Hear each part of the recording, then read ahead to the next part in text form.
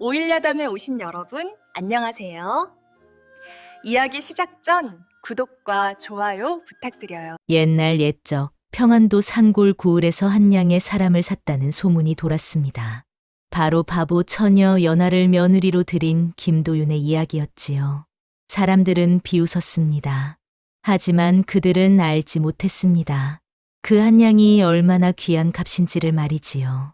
숙종 연간 평안도 산골 고을은 흉년이 휩쓸고 간 뒤였습니다. 쌀 한 대박이 사람의 체면보다 귀해진 시대였지요.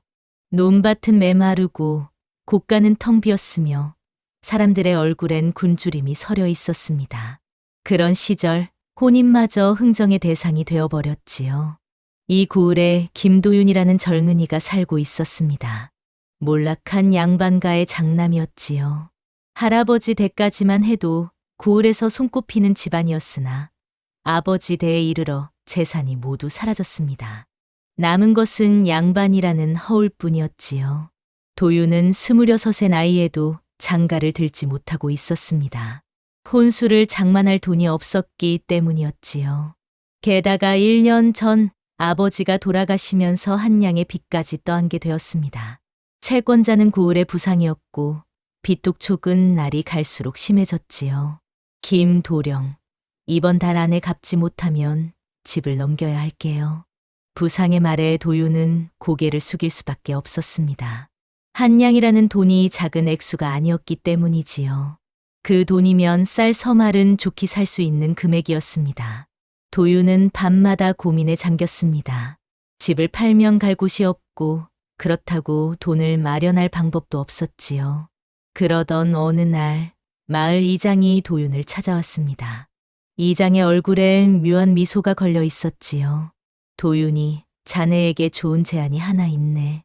도윤은 고개를 들어 이장을 바라보았습니다. 이장은 담뱃대를 빨며 천천히 말을 이었지요.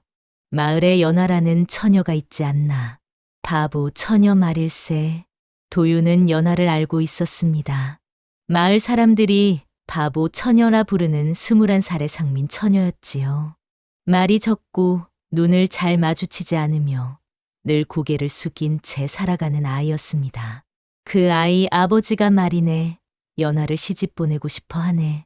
그런데 누가 바보 처녀를 며느리로 들이겠나. 그래서 말인데. 이장은 잠시 말을 멈추고 도윤의 얼굴을 살폈습니다.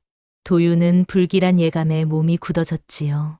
자네가 연하를 며느리로 들이면 그 아이 아버지가 자네 빚 한 양을 대신 갚아주겠다고 하네. 도윤은 귀를 의심했습니다. 한 양의 며느리를 들인다는 말이었지요. 그것도 바보라 불리는 처녀를 말입니다. 이장님, 그게 무슨... 생각해 보게. 자네는 빚에서 벗어나고 연하 아버지는 딸을 시집 보내고 다들 좋지 않나. 이장의 말은 간단했습니다. 하지만 도윤의 마음은 복잡했지요.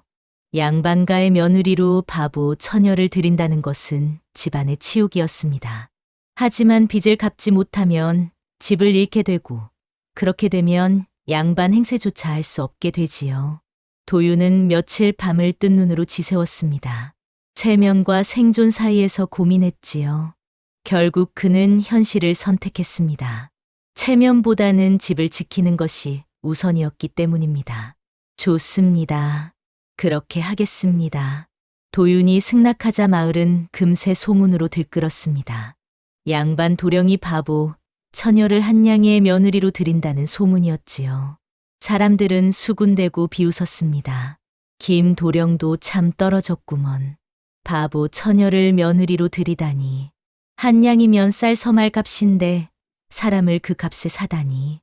양반도 굶으면 체면이고 뭐고 없나 보네. 도윤은 마을을 다닐 때마다 고개를 들 수가 없었습니다. 사람들의 시선이 칼날처럼 느껴졌지요. 하지만 어쩔 수 없었습니다. 이미 결정한 일이었으니까요. 혼례의 날이 정해졌습니다. 성대한 절차도 없는 간소한 혼례였지요. 패백도 없고 잔치도 없었습니다. 그저 연하가 도윤의 집으로 걸어 들어오는 것이 전부였습니다. 혼례 당일 도윤은 처음으로 연하를 제대로 보았습니다. 소복을 입은 연하는 생각보다 단정한 모습이었지요. 키는 작았으나 자세는 고답고 얼굴은 창백했으나 이목구비는 또렷했습니다. 다만 그녀는 한 번도 도윤의 눈을 마주치지 않았지요. 연하는 한 손에 꽃 한 송이를 들고 있었습니다. 들꽃이었지요. 누가 준 것인지 어디서 꺾어온 것인지 알 수 없었으나 그녀는 그 꽃을 꼭 쥐고 있었습니다. 마을 사람들은 멀찍이 서서 구경했습니다. 비웃는 얼굴, 동정하는 얼굴, 신기해하는 얼굴이 뒤섞여 있었지요. 도윤은 부끄러움에 얼굴을 들 수 없었습니다. 이 장이 간단한 혼례사를 읽었습니다. 절도 한 번, 술잔도 한 잔이었지요. 그렇게 연하는 도윤의 며느리가 되었습니다. 한 양의 값으로 말입니다. 혼례가 끝나고 사람들이 흩어진 후 도윤은 연하를 방으로 안내했습니다. 첫날 밤이었지요. 하지만 도윤의 마음은 무거웠습니다. 기쁨보다는 수치심이, 설렘보다는 불안감이 컸지요. 방 안은 조용했습니다. 연하는 방 한켠에 단정히 앉아 있었지요. 그녀는 여전히 꽃 한 송이를 품에 안고 있었습니다. 도윤은 그녀를 바라보았으나 무슨 말을 해야 할지 알 수 없었습니다. 연하, 도윤이 조심스럽게 이름을 불렀습니다. 하지만 연하는 대답하지 않았지요. 그저 고개를 살짝 숙였을 뿐입니다. 도윤은 한숨을 쉬었습니다. 바보라는 소문이 사실인가 싶었지요. 내일부터 이 집 며느리로 살아야 하오. 힘들겠지만 잘 지내봅시다. 도윤의 말에도 연하는 아무런 반응이 없었습니다. 마치 그림처럼 움직이지 않았지요. 도윤은 그 침묵이 오히려 두려웠습니다. 말이 없는 사람은 무슨 생각을 하는지 알 수 없었으니까요. 그날 밤 도윤은 잠을 이루지 못했습니다. 한쪽 벽에 등을 대고 앉아있는 연하를 힐끗힐끗 바라보았지요. 연하는 꿈쩍도 하지 않았습니다. 그저 꽃 한 송이를 품에 안고 고개를 숙인 채 앉아 있을 뿐이었습니다. 날이 밝았습니다. 도윤이 눈을 뜨자 연하는 이미 일어나 있었지요. 그녀는 마당을 쓸고 있었습니다. 빗자루질이 꽤 능숙했습니다. 도윤은 의아했지요. 바보라면 이런 일도 서툴 텐데 연하의 손놀림은 제법 익숙해 보였습니다. 아침 진지는 제가 지어 올리겠습니다. 연하가 처음으로 입을 열었습니다. 목소리는 작았으나 또렷했지요. 도윤은 놀랐습니다. 말을 못하는 줄 알았는데 제법 정확한 말투였기 때문입니다. 아, 그래요. 부탁하오. 도윤이 대답하자 연하는 부엌으로 들어갔습니다. 얼마 후 죽 한 그릇이 차려졌지요. 간은 맞았고 온도도 적당했습니다. 도윤은 숟가락을 들며 다시 한번 연하를 바라보았습니다. 며칠이 지났습니다. 연하는 말이 적었으나 일은 잘했습니다. 청소도 하고 밥도 짓고 빨래도 했지요. 다만 여전히 도윤과 눈을 마주치지 않았고 먼저 말을 거는 법이 없었습니다. 도윤은 점점 이상함을 느끼기 시작했습니다. 바보라고 하기엔 연하의 행동이 너무 정확했지요. 한 번 시킨 일은 다시 말하지 않아도 되었고 물건의 위치도 한 번 보면 기억했습니다. 어느 날 저녁 도윤은 방에서 책을 읽고 있었습니다. 사서삼경 중 대학이었지요. 도윤은 소리내어 문장을 읊조렸습니다. 대학지도 제명명덕 제친민 제지어지선. 그 순간 방 한켠에서 연하의 목소리가 들려왔습니다. 대학지도 제명명덕 제친민 제지어지선. 도윤은 깜짝 놀라 연하를 바라보았습니다. 연하는 여전히 고개를 숙이고 있었지요. 하지만 방금 그녀가 도윤의 말을 그대로 따라한 것은 분명했습니다. 지금 내 말을 따라한 거요? 도윤이 물었습니다. 연하는 대답하지 않았지요. 도윤은 다시 물었습니다. 그를 아는 거요? 연하는 고개를 천천히 저었습니다. 모른다는 뜻이었지요. 하지만 도윤은 석연치 않았습니다. 그를 모르는 사람이 어떻게 한 번 들은 문장을 그대로 되뇌일 수 있단 말입니까? 그럼 내가 한 말을 어떻게 따라한 거요? 도윤의 질문에 연하는 한참을 침묵하다가 작은 목소리로 대답했습니다. 들은 대로 했을 뿐입니다. 들은 대로? 한 번 들은 것을 그대로? 연하는 고개를 끄덕였습니다. 도윤은 믿기 어려웠지요. 한 번 들은 말을 한 글자도 틀리지 않고 외운다는 것은 보통 사람의 능력이 아니었습니다. 도윤은 시험 삼아 다른 문장을 읊었습니다. 이번에는 중용의 한 구절이었지요. 천명지의성 솔성지의도 수도지의교. 연하는 잠시 후 또박또박 따라했습니다. 천명지의성 솔성지의도 수도지의교. 도윤의 등에 소름이 돋았습니다. 한 글자도 틀리지 않았지요. 이것은 바보의 능력이 아니었습니다. 오히려 비범한 재능이었지요. 연하, 당신은 바보가 아니요. 도윤이 단호하게 말했습니다. 하지만 연하는 여전히 고개를 숙인 채 대답하지 않았지요. 도윤은 답답했습니다.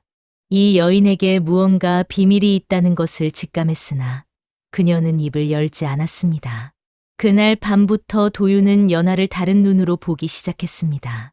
한양에 들인 바보 며느리가 아니라 무언가를 숨기고 있는 의문의 여인으로 말이지요. 며칠 후 도윤의 집에 고을 수령의 심부름꾼이 찾아왔습니다. 수령이 도윤을 불렀다는 정갈이었지요. 도윤은 불안한 마음으로 관하로 향했습니다. 수령 앞에 선 도윤은 긴장한 얼굴이었습니다.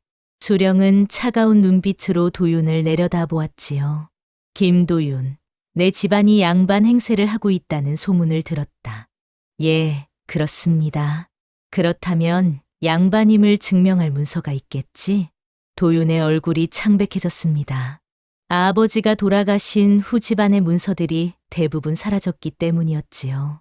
빚을 갚기 위해 팔아버린 것도 있었고 흉년통에 잃어버린 것도 있었습니다. 그것이 지금은 찾기가 어렵다고? 그럼 양반이 아니라는 뜻이냐? 수령의 목소리가 날카로웠습니다. 도윤은 식은땀이 났지요. 양반 신분을 증명하지 못하면 상민으로 떨어지게 됩니다. 그렇게 되면 부역에 동원되고 세금도 더 많이 내야 하지요. 아닙니다. 분명 문서가 있습니다.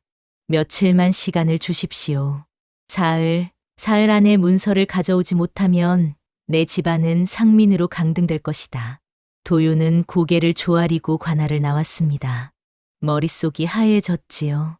문서를 어디서 찾아야 할지 막막했습니다. 집으로 돌아온 도윤은 밤새 문서를 뒤졌으나 아무것도 찾을 수 없었습니다. 이틀째 되는 밤, 도윤은 방바닥에 주저앉아 절망에 빠졌습니다. 내일이 마지막 날이었지요. 문서를 찾지 못하면 집안은 망하는 것이나 다름없었습니다. 그때 방 한켠에서 연하가 조용히 입을 열었습니다. 도련님. 도윤은 고개를 들어 연하를 바라보았습니다. 연하는 처음으로 도윤의 눈을 마주쳤지요. 그녀의 눈빛은 분명했습니다. 그 문서, 제가 적어드릴 수 있습니다. 도윤은 귀를 의심했습니다. 글을 모른다 하던 연하가 문서를 적어주겠다니 무슨 말인지 이해할 수 없었지요. 무슨 말이오? 당신은 글을 모른다고 하지 않았소?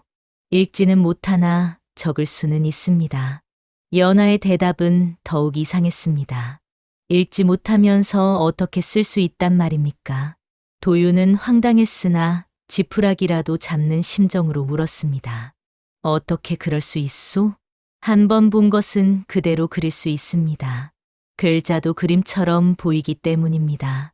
도윤은 숨이 막혔습니다. 이것이 무슨 능력인지 믿기 어려웠으나 다른 방법이 없었지요. 도윤은 떨리는 손으로 종이와 붓을 연하 앞에 놓았습니다. 좋소. 해보시오. 연하는 붓을 들었습니다. 그리고는 눈을 감았지요. 한참을 그렇게 있다가 눈을 뜨더니 붓을 움직이기 시작했습니다. 획이 그어졌습니다. 한 획, 두 획, 글자가 만들어졌지요. 도윤은 숨을 죽이고 지켜보았습니다. 연하의 손놀림은 정확했습니다. 마치 원본을 보고 베끼는 것처럼 한치의 흐트러짐도 없었지요. 한 시즌이 지나자 문서 한 장이 완성되었습니다. 도윤은 그것을 집어들고 눈을 크게 떴습니다. 문서의 내용이 완벽했기 때문입니다.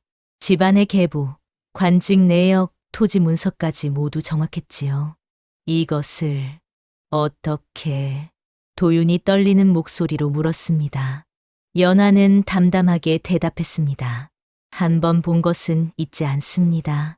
도련님 댁에 오기 전 이장님 댁에서 이 문서를 본 적이 있습니다. 도윤은 소름이 돋았습니다.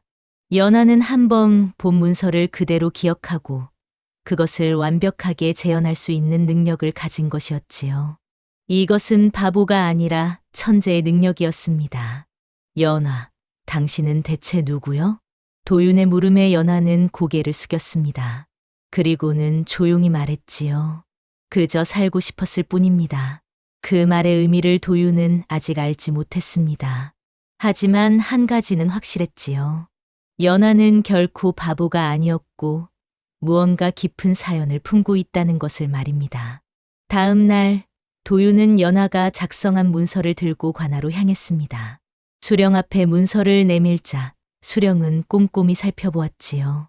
한참을 들여다보던 수령의 얼굴에 놀라움이 스쳤습니다. 이 문서가 진짜인가? 그렇습니다. 수령은 문서를 이리저리 뜯어보았으나 흠잡을 곳이 없었습니다. 글씨도 단정하고 내용도 정확했지요. 수령은 어쩔 수 없이 고개를 끄덕였습니다. 좋다. 양반 신분을 인정하겠다. 물러가거라. 도윤은 안도의 한숨을 쉬며 관아를 나왔습니다. 집으로 돌아오는 길, 도윤의 마음은 복잡했지요. 위기는 넘겼으나 연하에 대한 의문은 오히려 커졌습니다. 집에 도착하자 연하는 여전히 조용히 일을 하고 있었습니다. 마당을 쓸고 장독대를 닦고 우물에서 물을 길어오는 모습은 평범한 며느리와 다를 바 없었지요. 하지만 도윤은 알고 있었습니다. 이 여인이 결코 평범하지 않다는 것을 말입니다. 연하, 도윤이 조심스럽게 불렀습니다. 연하는 물동이를 내려놓고 도윤을 바라보았지요. 도윤은 깊은 숨을 들이쉬고 물었습니다. 당신은 대체 누구요? 왜 바보 행세를 하며 사는 거요? 연하는 한참을 침묵했습니다. 바람이 마당의 낙엽을 흔들었지요. 그녀는 천천히 입을 열었습니다. 말씀드릴 수 없습니다. 왜요? 이미 당신의 능력을 알고 있소. 숨길 필요가 없지 않소? 알면 위험합니다. 도련님도 저도. 연하의 목소리에는 두려움이 섞여 있었습니다. 도윤은 더 이상 묻지 않았지요. 그녀가 무언가를 숨기는 데에는 분명 이유가 있을 것이었습니다. 그날 밤 도윤은 잠을 이루지 못했습니다. 연하에 대한 궁금증이 머릿속을 가득 채웠지요. 한 번 본 것을 완벽하게 기억하고 재현하는 능력. 그것은 보통 사람이 가질 수 없는 재능이었습니다. 그런 능력을 가진 사람이 왜 바보 행세를 하며 산골 마을에 숨어 살아야 했을까요? 며칠이 지났습니다. 도윤은 연하를 바라보는 눈이 달라졌지요. 처음에는 한양에 들인 바보 며느리였으나 이제는 존중과 호기심의 대상이었습니다. 도윤은 연하에게 말을 걸기 시작했습니다. 연하, 오늘 날씨가 좋지 않소? 예, 도련님. 저녁은 무엇을 드시고 싶소? 도련님께서 좋아하시는 것으로 하겠습니다. 대화는 짧았으나 조금씩 늘어났습니다. 연하도 조금씩 마음을 열기 시작했지요. 어느 날 저녁 도윤은 용기를 내어 물었습니다. 연하, 당신의 고향은 어디요? 연하는 잠시 망설이다가 대답했습니다. 한양입니다. 도윤은 놀랐습니다. 한양이라면 도성안이 아닙니까?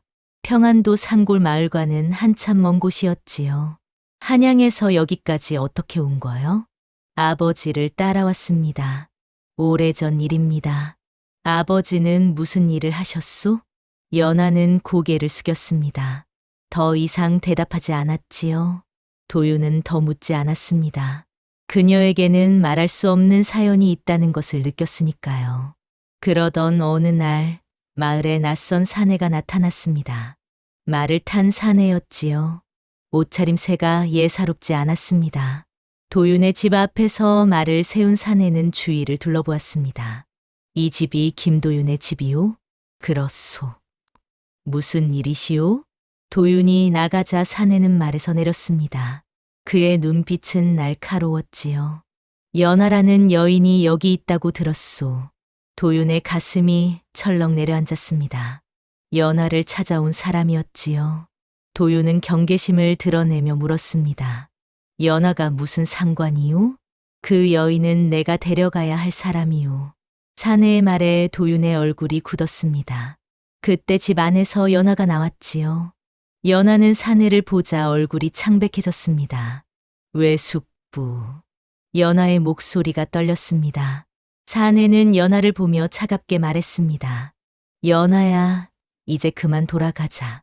내가 여기 있을 곳이 아니다. 저는 이곳에 시집 왔습니다. 돌아갈 수 없습니다. 시집, 한양에 팔려온 것을 시집이라 하느냐?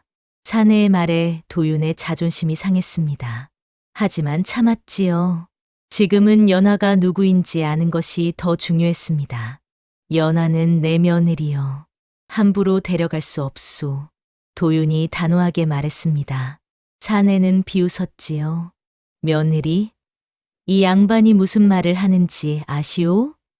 이 아이는 원래 그런 아이가 아니오. 그럼 어떤 아이요? 도윤의 물음에 사내는 잠시 망설였습니다. 그리고는 한숨을 쉬며 말했지요. 이 아이는 서리 집안의 딸이오. 한양에서 태어나 글과 그림을 배우며 자란 아이지. 도윤은 충격을 받았습니다.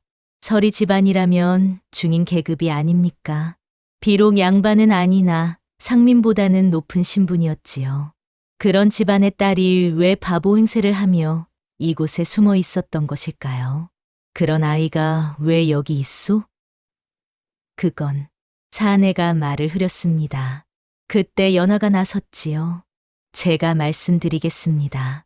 연하는 깊은 숨을 들이쉬고 이야기를 시작했습니다.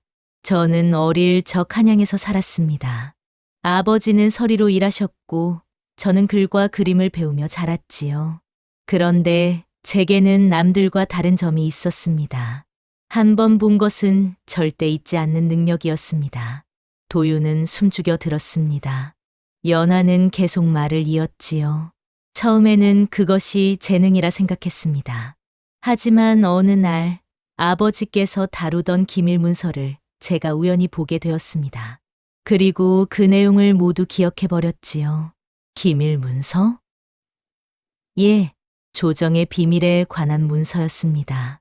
저는 어린 나이에 그것을 보고 말았고 그 사실이 알려지면 큰일이 날 수 있었습니다. 연하의 목소리가 떨렸습니다. 도윤은 이제야 상황을 이해하기 시작했지요. 그래서 바보 행세를 한 거요? 예, 아버지께서 저를 지키기 위해 바보로 만들어야 한다고 하셨습니다. 아무것도 모르는 아이로 보여야 안전하다고 하셨지요. 도윤의 가슴이 먹먹해졌습니다. 어린 나이에 자신의 재능을 숨기고 바보 행세를 하며 살아야 했던 연하의 삶이 얼마나 고통스러웠을지 짐작할 수 있었습니다. 그럼 왜 이곳까지 오게 된 거요? 정치적 사건에 휘말렸습니다. 아버지께서 관련되신 사건이 있었고 저희는 한양을 떠나야 했습니다. 이곳 평안도까지 피신한 것이지요. 사내가 말을 받았습니다. 그리고 세월이 흐르면서 사람들은 연하를 진짜 바보로 여기게 되었지. 그것이 오히려 다행이었소. 아무도 이 아이를 의심하지 않았으니까. 도윤은 모든 것이 이해되었습니다. 한양의 혼인도 바보 처녀라는 소문도 모두 연하를 보호하기 위한 장치였던 것이지요. 그런데 왜 이제 와서 데려가려 하시오? 도윤의 물음에 사내는 무거운 표정으로 대답했습니다. 사건이 다시 불거지고 있소. 한양에서 누군가 연하를 찾고 있다는 소문을 들었소. 이곳도 더 이상 안전하지 않소. 연하의 얼굴이 더욱 창백해졌습니다. 도윤은 주먹을 쥐었지요. 이제야 마음을 열기 시작한 연하를 보낼 수 없었습니다. 연하는 이제 내 며느리여. 내가 지키겠소. 도윤의 말에 사내는 고개를 저었습니다. 자네가 지킬 수 있는 상대가 아니오. 조정에 힘이 미치는 일이오. 그래도 보낼 수 없소. 연하의 뜻을 물어야 하지 않겠소? 도윤이 연하를 바라보았습니다. 연하는 고개를 들어 도윤을 보았지요. 그녀의 눈에는 눈물이 맺혀 있었습니다. 저는 이곳에 남고 싶습니다.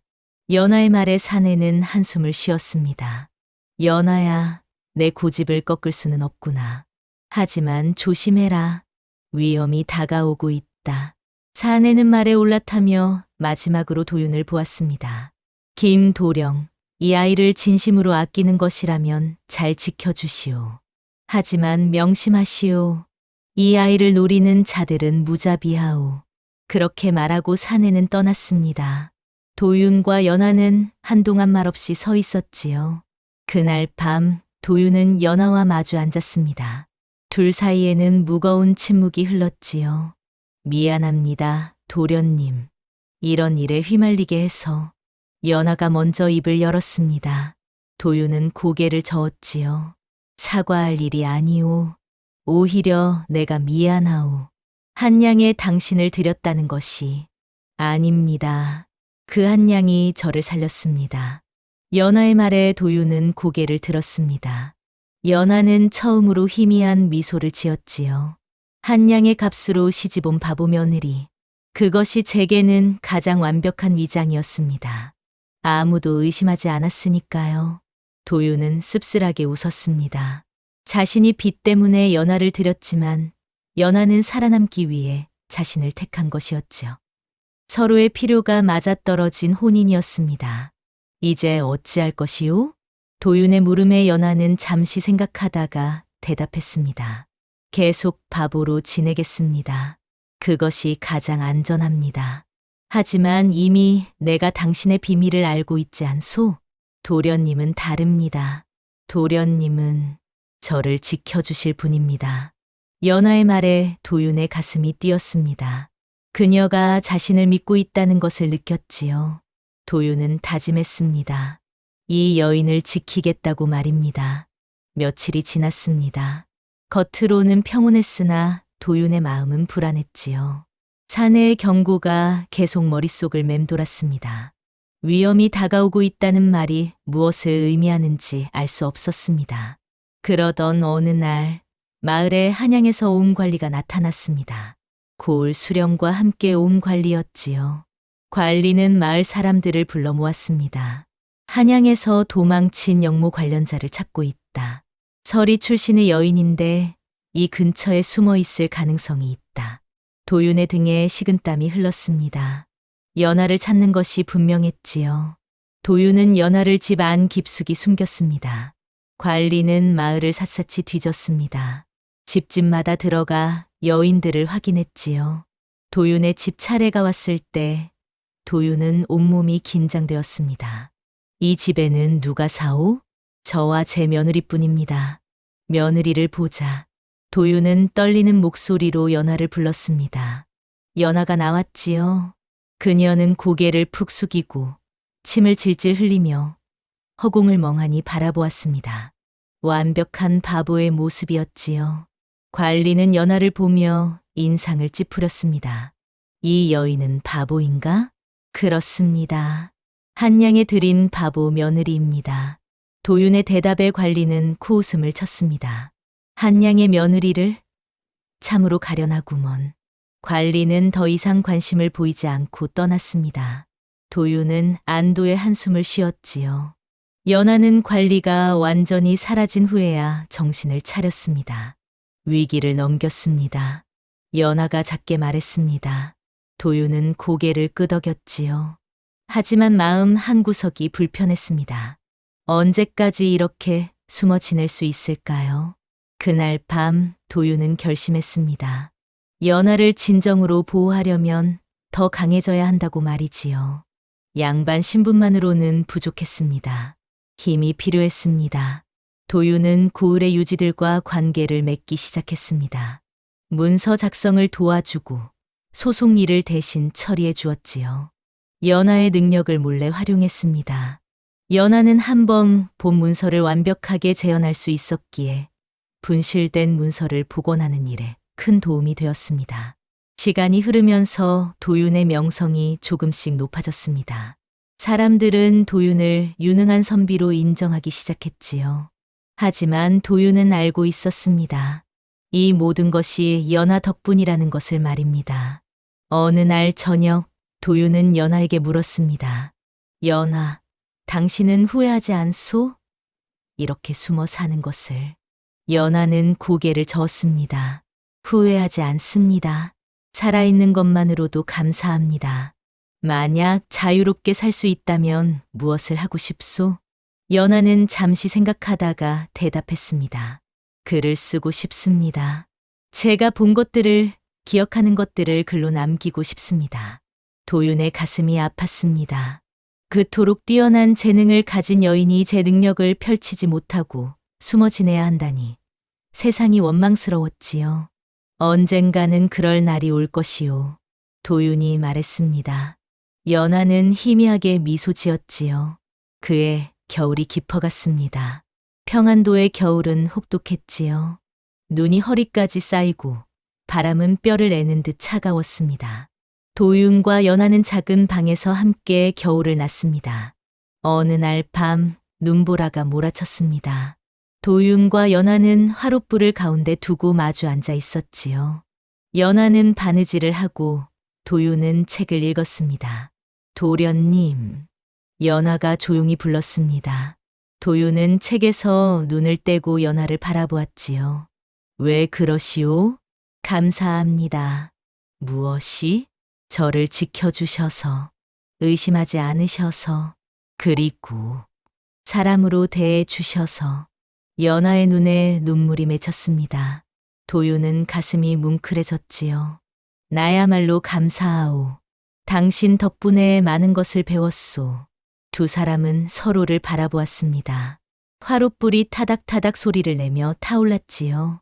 그 순간 도윤은 깨달았습니다. 자신이 연하를 단순히 보호 대상으로만 보는 것이 아니라는 것을 말입니다. 하지만 도윤은 그 마음을 드러내지 않았습니다. 연하에게는 이미 짊어진 짐이 너무 많았으니까요. 겨울이 지나고 봄이 왔습니다. 얼었던 땅이 녹고 새싹이 돋아났지요. 연하는 마당에 꽃을 심었습니다. 혼례 때 들고 왔던 들꽃과 같은 종류의 꽃이었습니다. 이 꽃이 피면 1년이 되는군요. 연하가 말했습니다. 도윤은 고개를 끄덕였지요. 한양에 시작된 인연이 벌써 1년이 되어갔습니다. 그동안 많은 일이 있었소. 예, 하지만 살아있습니다. 함께. 연하의 말에 도윤은 미소 지었습니다. 그렇습니다. 무엇보다 중요한 것은 함께 살아있다는 것이었지요. 하지만 평화는 오래가지 않았습니다. 봄이 무르익을 무렵 다시 한양에서 사람이 왔습니다.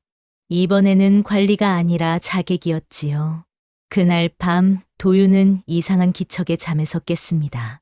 방문이 조용히 열리는 소리가 들렸지요. 도윤은 재빨리 연하를 깨웠습니다. 연하, 일어나시오. 연하도 눈을 떴습니다. 두 사람은 어둠 속에서 숨을 죽였지요. 발소리가 가까워졌습니다. 갑자기 문이 벌컥 열렸습니다. 검은 옷을 입은 사내가 들어섰지요. 손에는 칼이 들려 있었습니다. 연하를 내놓아라. 사내의 목소리는 차가웠습니다. 도윤은 연하를 뒤로 숨기며 소리쳤습니다. 누구냐? 감히 남의 집에 쓸데없는 짓 하지 마라.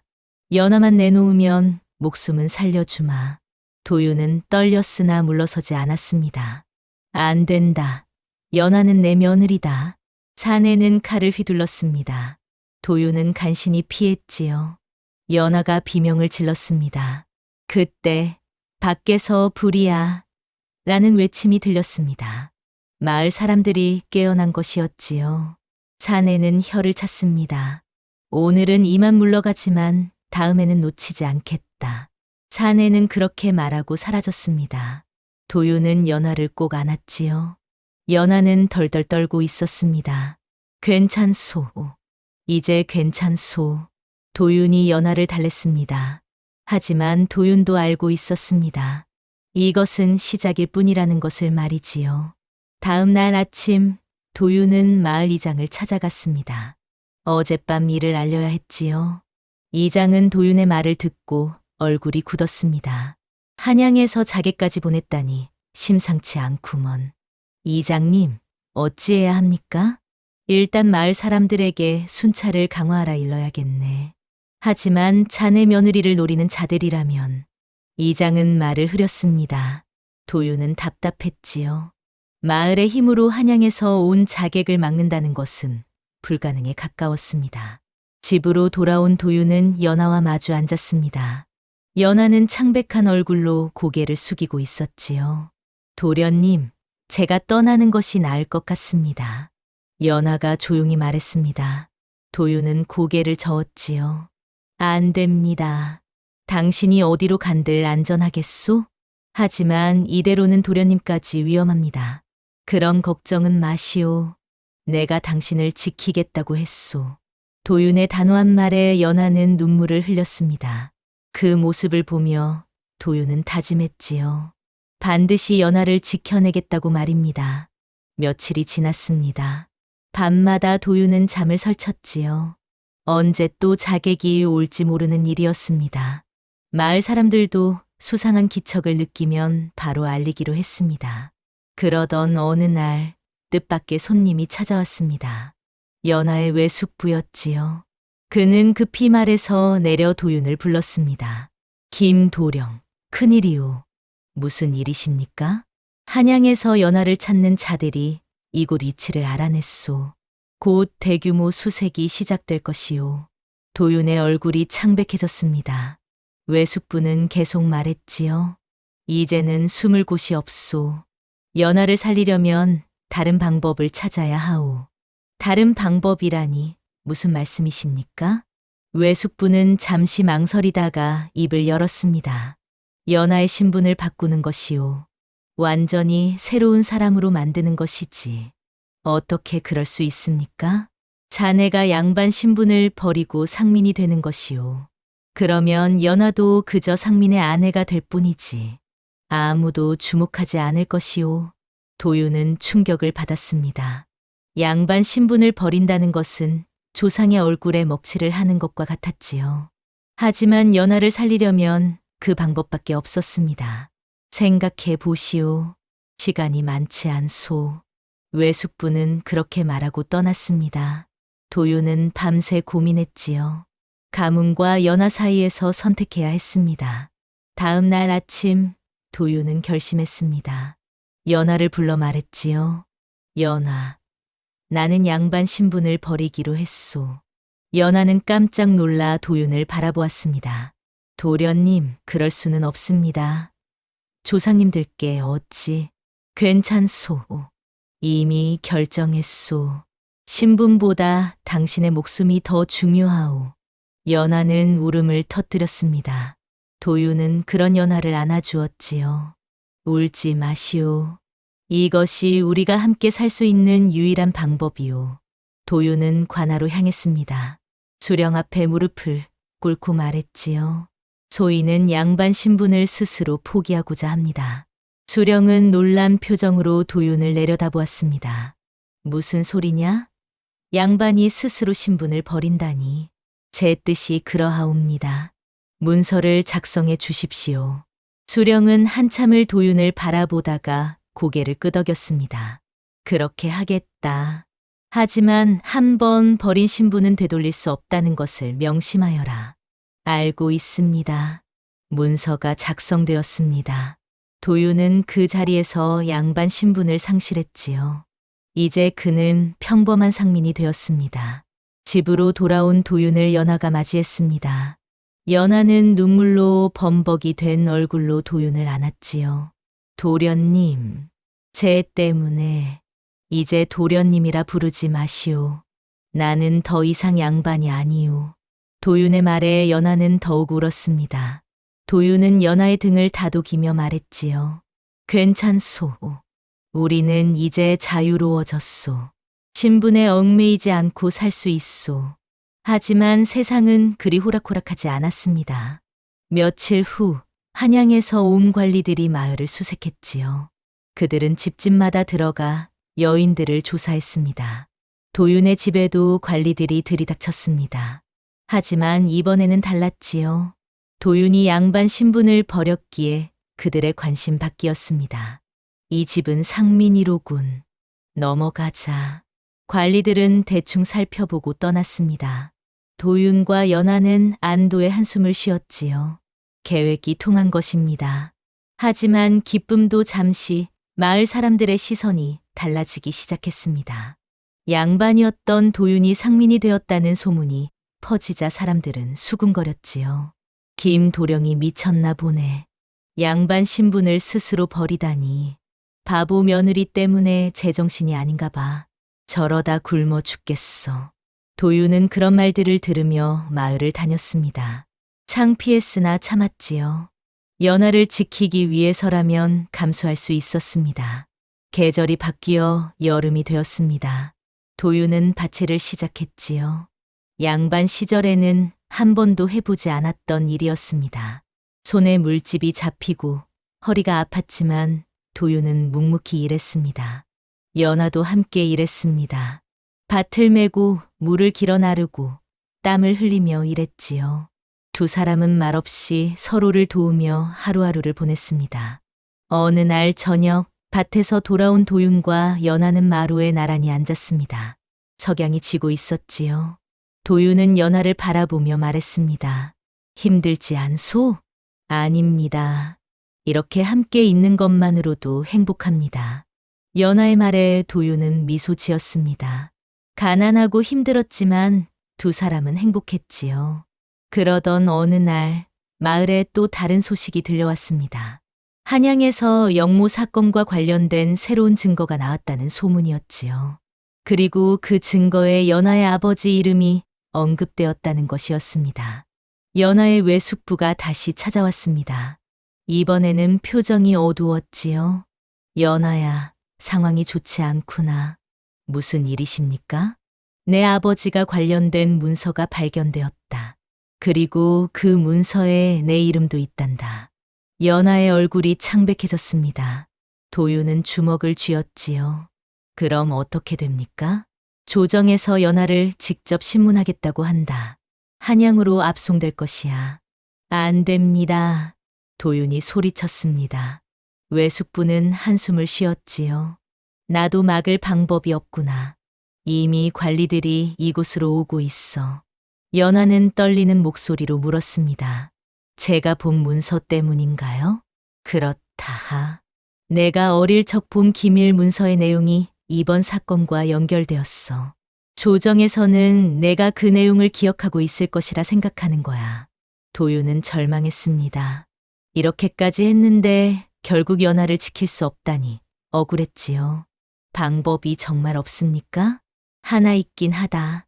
외숙부가 조심스럽게 말했습니다. 연하가 직접 나서서 진실을 밝히는 것이다. 자신이 본 문서의 내용을 증언하고 그것이 영모와 무관하다는 것을 증명하는 거지. 하지만 그러면 연하의 능력이 드러나지 않습니까? 그렇다. 하지만 이제 숨길 수도 없고 숨겨서도 안 된다. 오히려 그 능력으로 진실을 밝혀야 해. 연하는 깊은 숨을 들이쉬었습니다. 그리고 결심한 듯 고개를 들었지요. 알겠습니다. 제가 하겠습니다. 연하, 도윤이 외쳤으나 연하는 단호했습니다. 이제 더 이상 숨고 싶지 않습니다. 제 능력으로 아버지의 누명을 벗기고 싶습니다. 며칠 후 한양에서 관리들이 도착했습니다. 연하는 체포되어 한양으로 압송되었지요. 도윤도 함께 따라갔습니다. 한양에 도착한 연하는 조정의 신문을 받게 되었습니다. 대신들이 즐비한 가운데 연하가 꿇어앉았지요. 내가 서리 출신 연하냐? 그렇습니다. 내 아버지가 관련된 문서를 보았다고 하는데 사실이냐? 사실입니다. 연하의 대답에 대신들이 웅성거렸습니다. 주심을 맡은 대신이 물었지요. 그럼 그 내용을 기억하느냐? 예, 한 글자도 틀리지 않고 기억합니다. 무슨 소리냐? 어찌 그럴 수 있단 말이냐? 연하는 담담하게 설명했습니다. 저는 한 번 본 것을 잊지 못하는 체질입니다. 모든 것을 그대로 기억합니다. 대신들은 믿기 어렵다는 표정이었습니다. 주심이 시험해 보기로 했지요. 그럼 이 문서를 한번 보아라.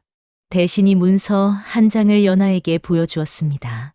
연하는 잠시 문서를 본 후 눈을 감았지요. 그리고는 또박또박 문서의 내용을 읊었습니다. 숙종 28년 3월 초닷새 호조에서 아뢰기를. 연하는 한 글자도 틀리지 않고 문서를 외웠습니다. 대신들은 경악했지요. 놀랍구나. 정말로 한 번 본 것을 모두 기억하는구나. 주심은 이제 연하를 믿기 시작했습니다. 그럼 내 아버지가 관련된 문서의 내용을 말해보아라.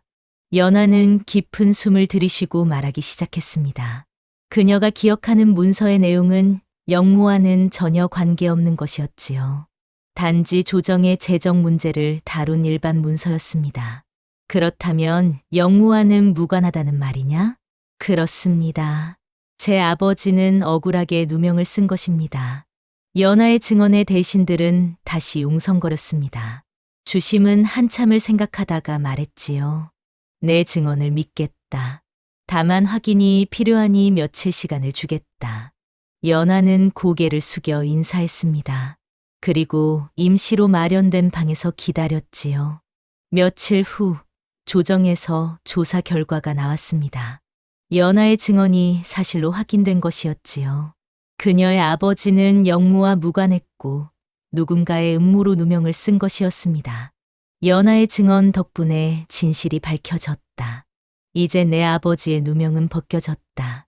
주심의 말에 연하는 눈물을 흘렸습니다. 오랜 세월 동안 품었던 짐이 내려놓아지는 순간이었지요. 감사합니다. 다만 내 능력은 매우 귀하다. 조정에서 일할 생각은 없느냐? 주심이 물었습니다. 하지만 연하는 고개를 저었지요. 저는 평범하게 살고 싶습니다. 제 남편과 함께요. 주심은 연하를 한참 바라보다가 고개를 끄덕였습니다. 알겠다. 가거라. 그리고 행복하게 살아라. 연하는 풀려났습니다. 밖에서 기다리던 도윤이 달려와 연하를 안았지요. 연하, 잘했소. 두 사람은 부둥켜 안고 울었습니다. 이제 모든 것이 끝난 것입니다. 한양에서의 일이 끝나고 도윤과 연하는 평안도 마을로 돌아왔습니다. 마을 사람들은 두 사람을 반갑게 맞이했지요. 연하가 조정에서 진실을 밝혔다는 소문이 이미 퍼진 후였습니다. 연하 댁 대단하시구먼. 조정 대신들 앞에서 그런 일을 해내다니. 이제 마음 놓고 사실 수 있겠구먼. 사람들의 축하에 연하는 수줍게 고개를 숙였습니다. 도윤은 그런 연하를 바라보며 흐뭇해했지요. 집으로 돌아온 두 사람은 마루에 나란히 앉았습니다. 오랜만에 찾은 평화였지요. 도윤은 연하의 손을 잡으며 말했습니다. 이제 정말 끝났소. 더 이상 숨지 않아도 돼요. 예, 하지만 서방님, 한 가지 궁금한 게 있습니다.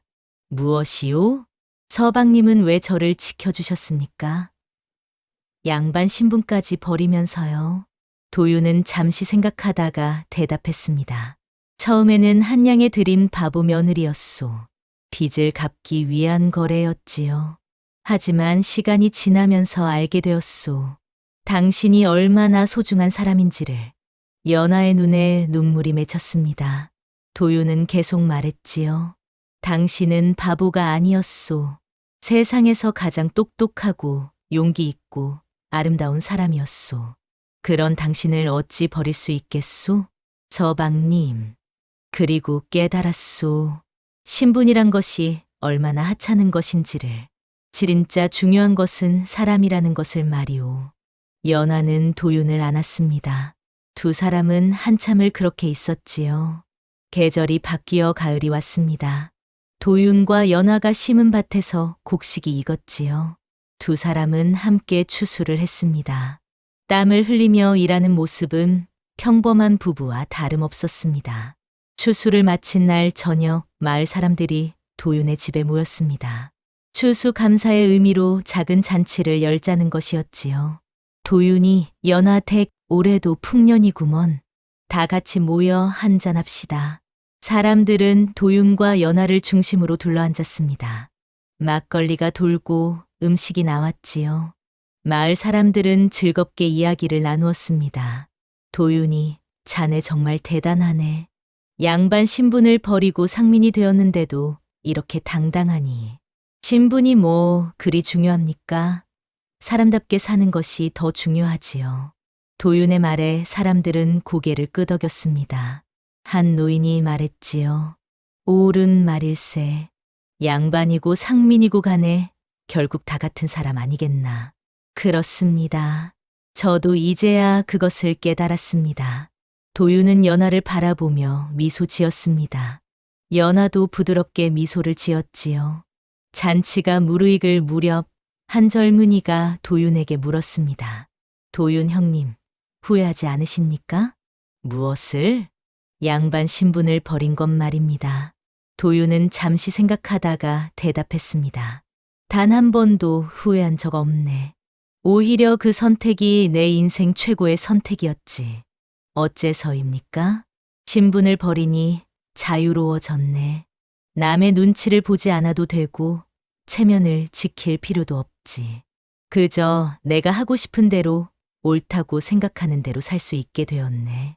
젊은이는 고개를 끄덕였습니다. 도윤은 계속 말했지요. 그리고 무엇보다 연하를 지킬 수 있었네. 그것이 가장 중요한 일이었지. 사람들은 감동한 표정으로 도윤을 바라보았습니다.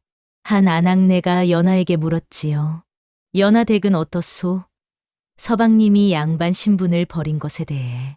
연하는 수줍게 미소 지으며 대답했습니다. 감사할 따름입니다. 저 같은 사람을 위해 그런 결정을 해주셨으니까요. 저 같은 사람이라니. 연하 댁은 대단한 분이잖소. 조정에서도 인정받지 않았소? 아닙니다. 저는 그저 평범하게 살고 싶을 뿐입니다. 서방님과 함께요. 연하의 말에 사람들은 박수를 쳤습니다. 잔치는 밤늦게까지 이어졌지요. 겨울이 다가왔습니다. 도윤과 연하는 첫 겨울을 함께 준비했지요. 장작을 패고 김장을 담그고 이불을 깁는 등 평범한 일상을 함께 했습니다. 어느 날 저녁 연하가 조심스럽게 말했습니다. 서방님, 제가 아이를 가진 것 같습니다. 도윤은 깜짝 놀라 연하를 바라보았습니다. 연하의 얼굴에는 수줍은 미소가 번지고 있었지요. 정말이요? 예, 확실하지는 않으나 그런 것 같습니다. 도윤은 연하를 꼭 안았습니다. 기쁨이 북받쳐 올랐지요. 감사하오. 정말 감사하오. 저야말로 감사합니다. 이렇게 행복할 수 있게 해주셔서. 두 사람은 서로를 아는 제 한참을 그렇게 있었습니다. 밖에서는 첫눈이 내리기 시작했지요. 겨울이 지나고 봄이 왔습니다. 연하의 배가 불러왔습니다. 도윤은 연하를 극진히 돌보았지요. 무거운 일은 하지 못하게 하고 좋은 음식을 구해다 먹였습니다. 마을 사람들도 축하해 주었습니다. 아낙네들은 연하에게 아이 낳는 법을 가르쳐 주었고 남정네들은 도윤에게 아비 노릇하는 법을 알려주었지요. 도윤이 아이가 태어나면 잘 키워야 하네. 당연합니다. 잘 키우겠습니다. 신분이 없어도 사람은 똑바로 키워야 하네. 정직하고 바르게 말일세. 명심하겠습니다. 어느 날 밤 연하의 산기가 시작되었습니다. 도윤은 급히 산파를 불렀지요. 온 밤을 꼬박 세운 끝에 아이가 태어났습니다. 아들입니다. 산파의 외침에 도윤은 기뻐 어쩔 줄 몰라 했습니다. 연하는 지쳐 있었으나 아이를 안으며 행복한 미소를 지었지요. 우리 아들입니다, 서방님. 도윤은 아이를 조심스럽게 안아보았습니다. 작고 연약한 생명이었지요. 도윤의 눈에 눈물이 고였습니다. 이 아이는 신분도 편견도 없이 자유롭게 자랄 것이요. 사람으로서 당당하게 살아갈 것이요. 연하는 고개를 끄덕였습니다. 두 사람은 아이를 바라보며 행복해했지요. 시간이 흘러 아이는 무럭무럭 자랐습니다. 도윤은 아이에게 글을 가르쳤고 연하는 그림을 그려 보여주었습니다. 아이는 총명했지요. 부모의 재능을 모두 물려받은 듯했습니다. 어느 날 이제 5살이 된 아이가 물었습니다. 아버지, 우리는 양반이에요? 상민이에요? 도윤은 아이를 무릎에 앉히고 말했습니다. 우리는 그저 사람이란다. 신분이 중요한 것이 아니라 어떻게 사느냐가 중요한 것이지. 그럼 우리는 어떻게 사는 거예요? 정직하게, 열심히, 그리고 서로를 아끼며 사는 것이란다. 아이는 고개를 끄덕였습니다. 도윤은 아이를 보며 흐뭇해했지요. 연하는 그 모습을 지켜보며 생각했습니다. 한양에 시작된 인연이었지만 이제는 그 무엇과도 바꿀 수 없는 가족이 되었다고 말이지요. 세월이 흘렀습니다. 아이는 자라서 훌륭한 청년이 되었고 또 다른 아이들도 태어났지요. 도윤과 연하의 집은 늘 아이들의 웃음소리로 가득했습니다. 도윤은 마을에서 그를 가르치는 훈장이 되었습니다. 비록 양반 신부는 아니었으나 사람들은 도윤을 존경했지요. 연하는 사람들의 부탁을 받아 문서를 작성해 주었습니다. 그녀의 완벽한 기억력은 마을에서 귀한 자산이 되었습니다. 어느 가을날 연하는 도윤에게 말했습니다. 서방님, 제가 하나 쓰고 싶은 것이 있습니다. 무엇이요? 우리의 이야기를 글로 남기고 싶습니다. 후세 사람들이 읽을 수 있도록. 도윤은 잠시 생각하다가 고개를 끄덕였습니다. 좋은 생각이요. 써보시오. 연하는 붓을 들었습니다. 그리고 조심스럽게 글을 쓰기 시작했지요. 한양에 들인 바보 며느리. 그것이 우리 인연의 시작이었습니다. 사람들은 비웃었고 저희는 숨어 지냈습니다. 하지만 시간이 지나며 깨달았습니다. 한양의 값은 사람의 값이 아니라 사람을 지켜낸 용기의 값이었다는 것을. 연하는 밤새 글을 썼습니다. 두 사람의 만남부터 지금까지의 이야기를 모두 담았지요. 도윤은 그 글을 읽으며 눈물을 흘렸습니다. 잘 썼소. 우리 이야기가 누군가에게 희망이 되었으면 좋겠소. 연하는 미소 지었습니다. 그리고 글의 마지막에 이렇게 적었지요. 사람의 가치는 값으로 정해지지 않습니다. 가장 헐값으로 취급된 것이 가장 귀한 것이 될 때가 있습니다. 진정한 가치는 서로를 아끼고 지켜주는 마음에서 나옵니다. 세월이 흘러 도윤과 연하는 백발이 되었습니다. 자식들은 장성하여 가정을 이루었고 손주들도 많이 생겼지요. 작은 집은 늘 웃음소리로 가득했습니다. 어느 날 도윤과 연하는 마당에 앉아 있었습니다. 연하가 혼례 때 심었던 꽃이 해마다 피어났지요. 그 꽃을 바라보며 연하가 말했습니다. 서방님, 후회하지 않으십니까? 양반 신분을 버린 것을. 도윤은 고개를 저었습니다. 단 한 번도 후회한 적 없소. 당신과 함께한 삶이 가장 값진 삶이었소. 연하는 도윤의 손을 잡았습니다. 주름진 손이었으나 따뜻했지요. 저도 후회하지 않습니다. 한양의 값으로 시작했으나 평생의 행복을 얻었으니까요. 두 사람은 서로를 바라보며 미소 지었습니다. 석양이 지고 있었지요. 붉은 빛이 두 사람을 감쌌습니다. 도윤과 연하의 이야기는 마을에 전설처럼 전해졌습니다. 한양에 시작된 인연이 어떻게 진정한 사랑이 되었는지, 신분을 버리고 사랑을 택한 남자와 목숨을 걸고 그를 믿은 여자의 이야기가 사람들의 입에서 입으로 전해졌지요. 그들의 자손들도 그 이야기를 자랑스럽게 여겼습니다. 신분을 버렸으나 사람됨을 지킨 조상, 바보로 위장했으나 진실로 세상을 밝힌 할머니의 이야기를 대대손손 전했지요. 마을 사람들은 도윤과 연하의 집을 지날 때마다 고개를 숙여 인사했습니다. 그들은 마을의 어른이자 모두가 존경하는 스승이었습니다. 어느 날 젊은 부부가 도윤과 연하를 찾아왔습니다. 신분 차이 때문에 혼인을 망설이고 있다는 것이었지요. 어르신, 저희는 어찌해야 합니까? 저는 상민이고 그녀는 양반 집안인데. 도윤은 젊은이를 바라보며 말했습니다. 신분이 사랑보다 중요한가? 아닙니다. 하지만 세상의 눈보다 당신 마음이 중요하네. 진심으로 사랑한다면 어떤 어려움도 이겨낼 수 있네. 연하도 말을 보탰습니다. 저희도 처음에는 어려웠습니다.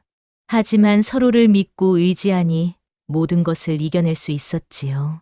젊은 부부는 고개를 끄덕이며 감사 인사를 했습니다. 그들은 용기를 얻어 혼인을 결심했지요. 계절이 다시 한 바퀴 돌았습니다. 도윤과 연아는 여전히 건강했습니다. 매일 아침 함께 산책을 하고 저녁에는 마루에 앉아 별을 보았지요. 연아, 우리가 함께한 지 얼마나 되었소? 어느덧 50년이 넘었습니다. 50년. 참 빠르구려. 예. 하지만 단 하루도 후회한 적 없습니다. 도윤은 연아의 손을 꼭 잡았습니다. 나도 그렇소. 한 양으로 시작된 인연이었지만 이보다 더 귀한 인연은 없을 것이오. 두 사람은 밤하늘의 별을 바라보았습니다. 별들은 반짝이며 빛나고 있었지요. 옛말에 백절불굴이라는 말이 있습니다. 어떠한 난관에도 굽히지 않고 이겨나간다는 뜻이지요. 도윤과 연아가 바로 그러했습니다. 신분의 벽도 위험도 가난도 그들을 꺾지 못했습니다. 사람의 가치는 돈으로 정해지지 않습니다. 한 양이라는 작은 돈으로 시작된 인연이었으나 그 인연은 세상 그 무엇보다 귀한 것이 되었습니다. 진정한 가치는 서로를 아끼고 지키고 믿는 마음에서 나옵니다. 한 양의 감, 그것은 사람의 값이 아니었습니다. 사람을 지켜낸 용기의 값이었고 서로를 향한 믿음의 값이었으며 함께 살아가기로 한 약속의 값이었습니다. 도윤과 연아는 오늘도 그 꽃밭 옆에서 함께 웃고 있을 것입니다. 한 양으로 시작되었으나 평생의 행복으로 완성된 그들의 이야기는 신분과 재산보다 더 중요한 것이 무엇인지를 우리에게 가르쳐 줍니다. 다음 영상을 빠르게 만나보시려면 좋아요와 구독을 눌러주세요. 그럼 더 재미있는 영상으로 찾아뵙겠습니다. 모두 행복한 하루 보내세요.